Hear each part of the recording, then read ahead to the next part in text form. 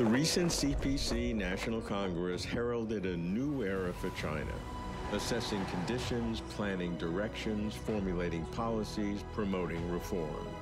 The leadership of the Communist Party of China is strengthening. How to make progress in healthcare, how to revitalize education, how to address people's concerns and reduce social tensions. To learn more, watch Closer to China's special series, Understanding the Communist Party of China.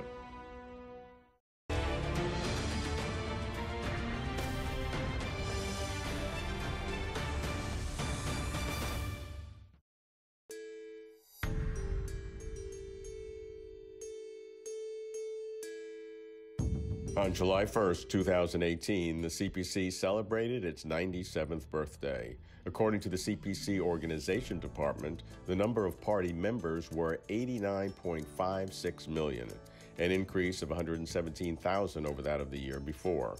Grassroots party organizations numbered 4,572,000, a year-on-year increase of 53,000. Across China, 19,275,000 people applied for party membership, and 9,161,000 are active. The party says these numbers evidence its vigor and vitality. In today's China, with its goal of building a moderately prosperous society by 2020, reforming healthcare and improving education are priorities. There are challenges, constraints of cost and tensions between competing interests. All are natural processes at work in China as they are in every complex society. But because in China, the process of addressing society's needs is driven by the Communist Party of China, the CPC, it is natural to ask how the party seeks to implement its people-oriented policies. In other words, what does or can the party do in healthcare and education reform that differs from what other mechanisms of governance can do, such as governmental departments running these essential public services without a party leadership, much as the government does in every other country? So, in China, is the supervisory role of the party leading the government, a critical success factor? How is the party a change maker in catalyzing reform, often in the face of stubborn obstacles, active and passive, erected by interest groups determined to protect the status quo? How, bottom line, does the CPC keep up with the times, as they say, by reform and innovation?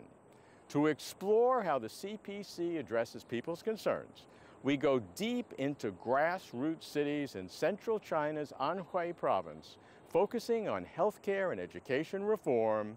This gets us closer to China. 尊敬的老师，亲爱的同学们，今天是我们少年儿童最欢乐的节日。 In China, kids and teens 6 to 14 years old take pride and compete in serving as young pioneers, which feeds the Youth League of the Communist Party, which further feeds the Communist Party itself. Across China, there are about 130 million young pioneers covering almost every student in every school. Each student wears a red scarf, which is seen as a tip of the national flag. Almost every student in China will experience this solemn ceremony. As the party committee of the Jieshou Bureau of Education has been strengthening education for teachers, it has been attaching even more emphasis on instilling young students with party knowledge and understanding. Every year, during the new membership ceremony around International Children's Day on June the 1st, the committee will take the opportunity to enhance the publicity of party knowledge. These senses of ritual help boost the faith and ideals of the young students. Educating students is an essential part of the party's plan. Ever since the 18th CPC National Congress in 2012, General Secretary Xi Jinping has called for strengthening party leadership in education. To impart knowledge and educate students, teachers apparently aren't enough. Why place so much emphasis on the party's role in education? I think we as a grassroots school can further build up cohesion among school teachers and staff in their thinking and inspire their fighting spirit. With the united thinking and motivated passion among teachers, the teaching itself will also proceed more smoothly. Also, with such synergy in the workplace, all teachers and staff will be working towards one goal, together advancing the sound and rapid progress of the school.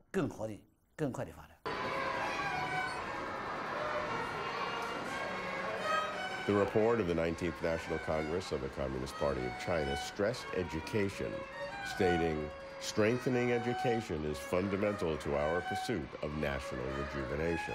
We must prioritize education, speed up its modernization, and develop it so that people are satisfied." I felt lost at the first sight of the school. The whole yard of the school was dilapidated without pavement. When I first came to the school by bicycle, I almost slipped. China's education system is imbalanced and uneven across regions and sectors. Resources for grassroots rural education lag far behind those for urban education. Teachers are particularly weak in rural areas. To the CPC, this status quo is unacceptable, and it is addressing these problems head on, requiring a faster pace for developing rural education.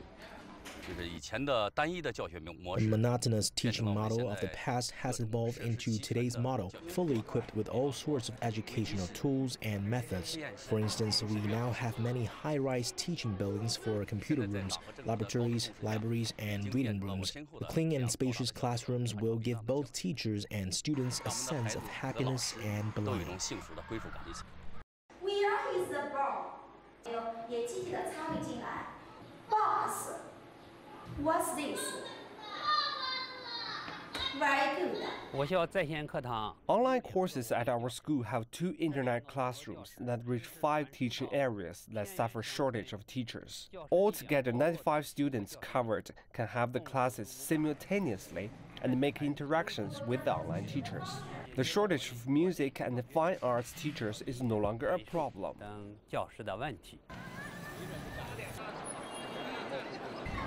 June 7th and 8th were critical days in China. The national university entrance exams were held.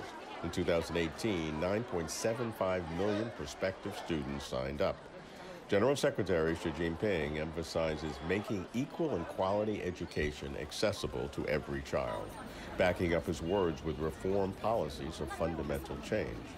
National fiscal expenditures in education account for more than 4% of China's GDP and around 17% of public finance, an unprecedented level. In 2018, we stand ready to invest 20 million RMB in 5 provincial-level exemplary schools to build smart campus. It will surely play a critical role in promoting technology and integrating urban and rural areas. With strong education, a country will prosper. The reason the CPC puts so much weight on education is to nurture talented people who will help bring about the great rejuvenation of the Chinese nation.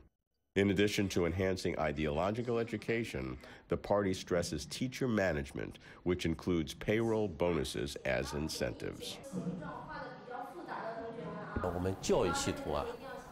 In the past, the manning quota, salary, appointment, and dismissal of rural teachers were all dealt with by the Bureau of Education, while their organizational relationship and party relationship remained at the grassroots level. It is fair to say that there were certain weak points in the previous arrangement. Ever since 2017, our Bureau of Education has removed the party branch and set up a new party committee. That is to say, based on the original center school organization, we set up the party committee of the Jieshou Municipal Bureau of Education and removed the original organization affiliated with the country and township. In this way, the Bureau of Education will have control over everything, ranging from the teacher's appointment and dismissal to their salaries and their organizational relationship. To a certain extent, such a step has strengthened the leadership of the Bureau of Education over teachers. 教育局对于这一支队伍的领导力。 We require our Bureau of Education to secure its organizational guarantee. Only with a comprehensive system and organization and solid guarantees can we have the required level of cohesion. Secondly, we require our large number of party members to stick to the front line of education and play the role of bellwether, to be a pioneering role model and assist others in fully motivating the teachers' team and bringing prosperity to the educational arena. Chinese people seek a better life. In this new era, the focus is on people's real concerns: poverty alleviation, healthcare, education, employment, retirement security. Take healthcare, where people's growing expectations require rapid development of the medical, pharmaceutical, and hospital industries. Healthcare reform is but one of the major tasks that the CPC must accomplish to build a moderately prosperous society. On April 24, 2016, Xi Jinping visited Dawan Great Bay Village, Huasha Township, Jinzhai County, Anhui Province. 这个身体有一些病是吧？就是的。你是有这个高血压是吧？高血压现在还高吗？昨天在县里量187，在乡里量168。低压多少？低压110多。够高的。吃药吗？平常？现在长期吃药。长期吃药。现在。那你像你这种长期吃药，一年这个高血压的药要吃多少钱？ 要吃2、3千块钱的，2000吧，对，一天2次。对，对，现在他们这个医保的话，能够给他们补助多少钱呢？对，他从那个报告，他是新农合，新农合呢，他是这样，他必须要进慢性病的目录，他现在没有进目录。拉了家常吧，这是时常会发生的，病的问题、残的问题。 Not long after Xi's visit, the National Health Planning Commission and the leading group office of Poverty Alleviation and Development of the State Council together launched research and registration for households in poverty or for those who fall back into poverty due to new sickness. The party organized its national 800,000-strong grassroots workforce to actively manage more than 7 million people in poverty due to illness. Led by the party, China has established a basic health care network that is the highest level in China's history and the largest in the world. 90% of rural residents now enjoy the convenience of visiting doctors at their community clinics. Healthcare reform is a worldwide challenge. It is perhaps China's most complex social problem. It demands cost-efficient quality and fairness across geographies and classes. This means top-down design and innovation. But there are often obstacles to reform, and healthcare reform is no exception. Resistance from interest groups, vested stakeholders who benefit from the status quo, who seek to keep their funds flowing. It is said that only powerful party leadership can overcome such obstacles. Anhui Province is the pilot province for China's healthcare reform, and Funan County is a pilot county for the province. In order to implement the new round of healthcare reform, the party secretary of Funan County has personally taken the lead in helping Funan County People's Hospital spearhead the county-wide healthcare reform. For institutional reform in the healthcare sector, no hospital should fight the battle on its own, nor should the administrative institutions brave the tide alone. They will never make it. Rather, we should let the county party committee in to offer its leadership and guidance, so that reformers can bravely stride on with a clear and open mind. With awareness of the strong support from the county party committee, these reforming pioneers will also build up their confidence and do the work they want to do well. Towards the end, the organizing leadership of the County Party Committee in advancing the reform is highly important.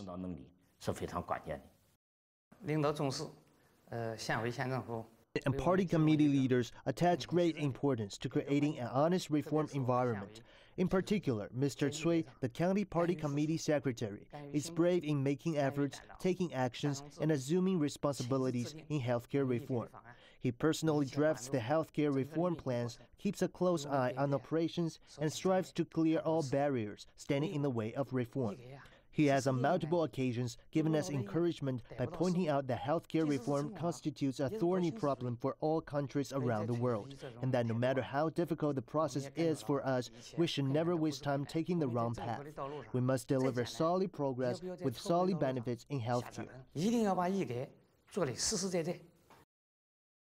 One root cause of healthcare system problems is the conflict between patients' interests and rights and the profit-driven goals of hospitals and doctors who must sell drugs to generate sufficient income to stay afloat. It is fair to say that the current wave of reform is familiar to our party committees and our government. We know pretty well that each type of reform, particularly in the field of healthcare, involves many different aspects, including pharmaceutical, healthcare, doctors, and hospitals. So we must have an overall coordination. That is, at the initial stage of formation of the reform model, we need to carry out fully comprehensive research and investigations with multiple rounds of discussions and analysis before the final decision is made based on scientific facts. Anhui Province, as a national pilot, has abandoned the traditional practice where hospitals subsidize their medical services with overly expensive drug prescriptions. They launched comprehensive reform by establishing a for-the-public management institution, a competitive recruitment mechanism, an incentive-based allocation mechanism, a standardized medicine procurement mechanism, and a long-term multiple-source compensation mechanism. The CPC Central Committee and the State Council have evaluated Anhui's experiences and have begun to roll out grassroots healthcare reform on a national scale. It's fair to say that the Municipal Party Committee and the municipal government have offered strong support in the field of healthcare reform. To take the specific case of our Jieshou Municipal People's Hospital, strong support is mainly given in the reform of public hospitals. We are the first hospital in Anhui to have adopted public recruitment for professional directors. So I am the first professional hospital director in Anhui Province. So we pioneered several healthcare reform policies in appointing professional hospital directors. In the healthcare sector, it is required that everybody works to integrate social resources in all aspects, particularly those science-based, effective resources that are mature and can better serve the people. We need to introduce all of them. The major purpose is to provide the public with more medical resources and services accommodating their various needs. Healthcare institutional reform was initiated in 2009, and by 2013, a basic healthcare network covered the largest population in the world. In 2015, the critical illness insurance system for urban and rural residents was put into practice, improving coverage for major illnesses.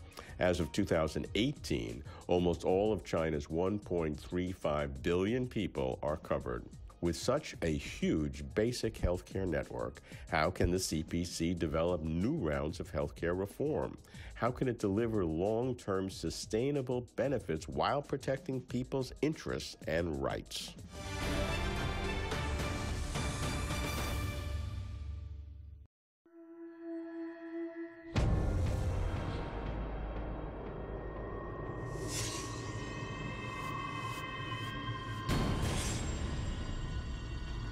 Culture Express. See the world in color. China has the world's largest industrial output. About 70% is produced by non-state-controlled business firms, and over half of the industrial workforce is now employed in the private sector. With the private sector playing such a central role in China's economy, the Communist Party has decided that it must increase its leadership of the private sector. Yet, it cannot afford to alienate private entrepreneurs because the whole country relies upon them to continue to deliver economic growth and provide employment. According to a report by the CPC Organization Department, there are nearly 1.9 million party branches in non-state-owned companies. Iflatech is one of them. Established in 1999, the privately owned company is a leader in intelligent speech and language technologies. In 2001, Iflatech formed its first party organization with Wu Dahai as its party secretary. I used to be a party branch secretary in my previous organization before joining iFlyTech in 1999. Since I took office here, I've been thinking that we should set up a party branch in this young enterprise. According to the requirements of the party constitution, a party branch should be established with more than 3 party members. Since I joined iFlyTech, there have always been some other party members joining. This way, with a bit of calculation, there were more than 3 members among the management team. Then we also have general employees. I think we must enable the party members to act as role models.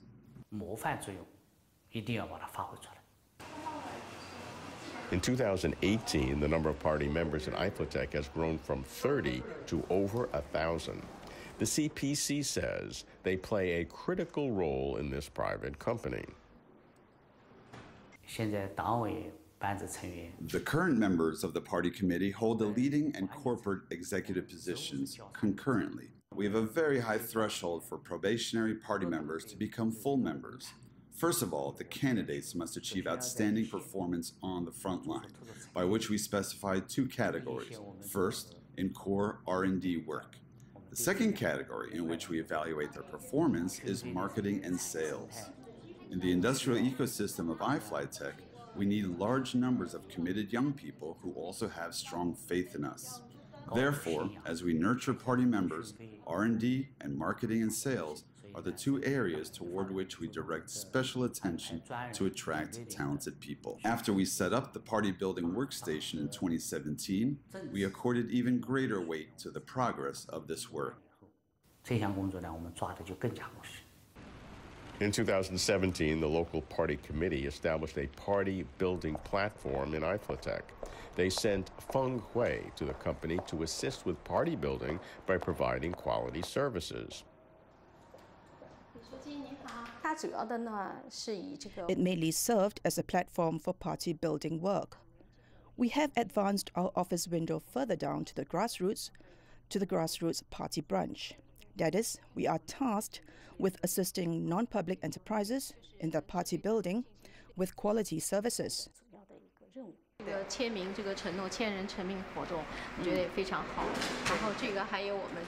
Since joining Iflatech, Feng Hui has been working to enhance the CPC's influence. We have a 2-way training. What does it mean? Well, we have a Falcon plan.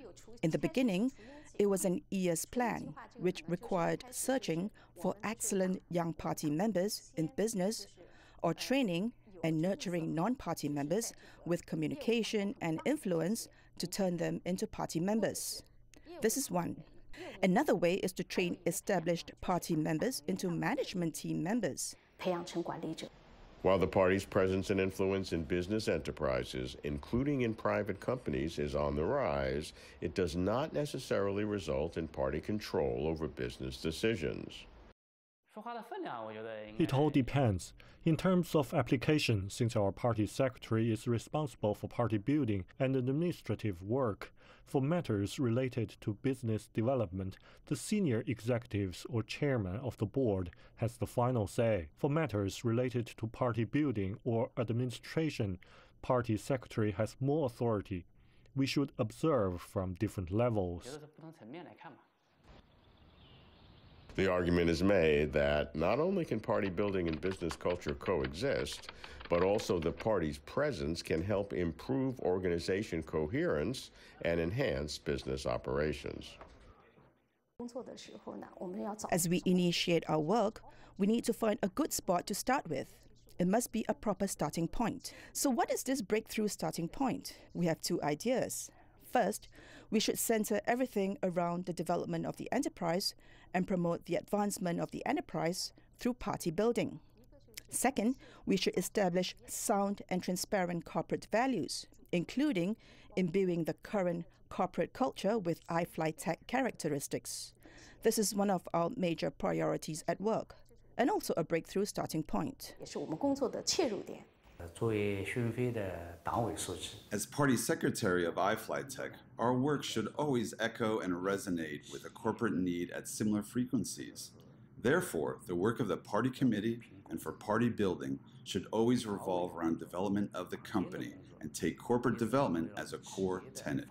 In 2016, after discussion within the party committee, as well as among the corporate assembly, from top to bottom, we established the values of iFlyTech. To put it simply, we call it the 421 carrot, with 1, representing our corporate propositions that aim to serve our customers, 2, referring to our value orientation of innovation and persistence, and 4, which speaks to the 4 aspects of employees' occupational standards, namely teamwork and collaboration, professionalism and dedication, simplicity and sincerity, and innovation and persistence.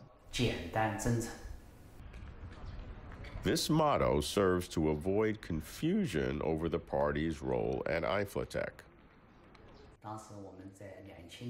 In the first half of 2000, we had a retreat for the management team in Bantang, Chaohu. It was our company's first such closed-door meeting. It lasted for 7 days, during which time we discussed the company's development strategies. As we discussed development strategies, we had several voices. Despite our company's rapid growth in capital, as it grew from 3 million to 60 million RMB in 1999, the company had no clear direction in development of its industrialization. In the process of our strategy discussion, someone proposed, and some real estate companies even approached us with similar points, that with the real estate boom and the advantage of government support, iFlyTech should step into the real estate market. Indeed, if we had, we might have made more money than we are making now. However, Mr. Liu was very determined back then that if we engaged ourselves in real estate, we would no longer be iFlyTech. So we had to stick to developing our core cloud products. At that Bantang retreat in 2000, we arrived at a very clear consensus. At the beginning of last year, iFlyTech was awarded one of the 4 major platforms by the National Ministry of Science and Technology. We were also recognized as the only national laboratory for cognitive intelligence in China. Reform of healthcare and education exemplify how the CPC deals with the changing demands of society through reform and innovation. In his report to the 19th CPC National Congress in October 2017, General Secretary Xi Jinping put forth a new principal contradiction for China's new era. Contradiction is a Marxist term expressing a particular way of political thinking, dialectical materialism, which identifies as dynamic opposing forces in society and seeks to resolve the resulting tensions. In the past, the principal contradiction was the ever-growing material and cultural needs of the people versus backward productive forces. Now, the principal contradiction is between unbalanced and inadequate development and the people's ever-growing needs for a better life, which, according to Xi, are increasingly broad. Not only have the people's material and cultural needs grown, their demands for democracy, rule of law, fairness and justice, security, and a better environment are increasing. This new era contradiction, replacing quantitative GDP growth with qualitative quality of life improvement, is what now drives reform and innovation. The party states that it does and will do whatever is necessary to benefit the people.